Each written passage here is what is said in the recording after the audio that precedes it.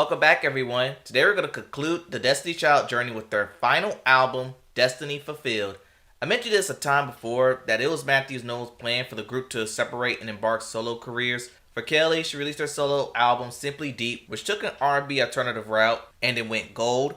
But she did get a #1 hit with Nelly with Dilemma and a Grammy win. Next was Michelle. She released 2 gospel albums, one of which went gold. And Beyonce, obviously she had the most success with Dangerously in Love going multi-platinum, 5 Grammy wins, and 2 #1 hits. With the success of Dangerously in Love, many thought Destiny's Child would never get back together and Beyonce would go solo full time.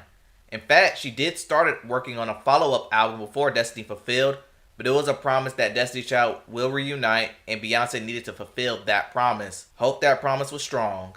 Before we begin, if you want to see music bios or more good videos like this, hit the subscribe button. Also, I've started a Patreon account. On here you get more copyrighted material and they'll be uploaded 48 hours prior to YouTube. If you want to support or visit, link is in the description. And without further ado, on to our feature presentation.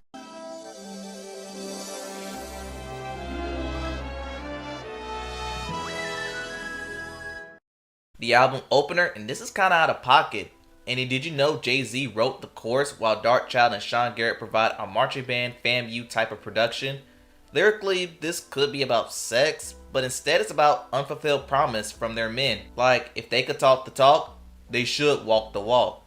Now, if this is true, this song fits perfectly on the album. It's very different from their past works, especially since this was their lead single. It's good enough. I don't mind it. And I'm gonna chalk this one up for the girls capitalizing on the southern hip-hop scene. It's a song where the girls talk about their preference in men. For Kelly, she liked men in grills and speaking that country slang. Wait a minute, is Kelly talking about Nelly? And B, she's talking about she like her boys from the BK. Wait a minute, is Beyonce talking about Jay-Z again? And Michelle likes a strong man who wears Dickies. Okay, at least we don't know who she's talking about. I think the problem with the song boils down with the rap versus done by T.I. and Lil Wayne. At least T.I. is trying to give some context in the men Destiny's Child's describing, and I probably would have kept T.I.'s opening verse and leave out Lil Wayne entirely. Then there's the chorus where they say they all want hood rats who carry big things, and I hope they're talking about FedEx boxes. In all, I feel like there's too many missteps for me to go back to it.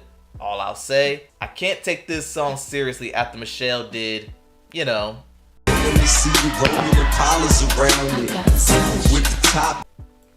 Another recognizable song. The content's very self-explanatory. The ladies love their men so much they'll cater all to their needs. Now, if I have one problem, is that the girls come off very submissive. It isn't really much to this song, and that's really all I have to say. Now, this song is very sexual. They're in a romantic relationship, and it appears that this male interest have been away for some time, and they've been fantasizing on all their possibilities. Kelly, what you said ain't quite Christian-like, and that same could go for you too, Michelle. Steamy song, very sexual indeed. It's not for me, but if it gets you in the mood, have at it. We're back to this. This is a suspecting cheating song that I was harsh on doing my Writings on the Wall review. There is evidence that they weren't even an item to begin with implied in the second verse. The song gave me a negative reaction on second listen. I don't think this is good. Skip. I do like the concept of this song. It's a girls having a conversation about Kelly's relationship. It isn't implied that she's withholding information about this, but Beyonce and Michelle tries to force it out of her because they've been girls for so long. Kelly finally confesses on mistreatment, unsure if it's with him cheating, but whatever.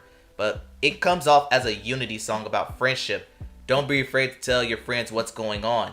Add on to the production, which reminds me of an older song, finding out it was sampling Ocean of Thoughts and Dreams by the Dramatics. This is another song that shouldn't be for me, but this is really fine. I am so happy Kelly Rowland got herself a solo song, and this is a song talking about how she's having a hard time letting her man go despite him being unfaithful. It's not an easy decision, but she has to let him go, calling him a bad habit. And I did not know this, but Solange helped write this song with B. Cox, and this does sound like a B. Cox song. I like this. It's Kelly Rowland. I consider this a win.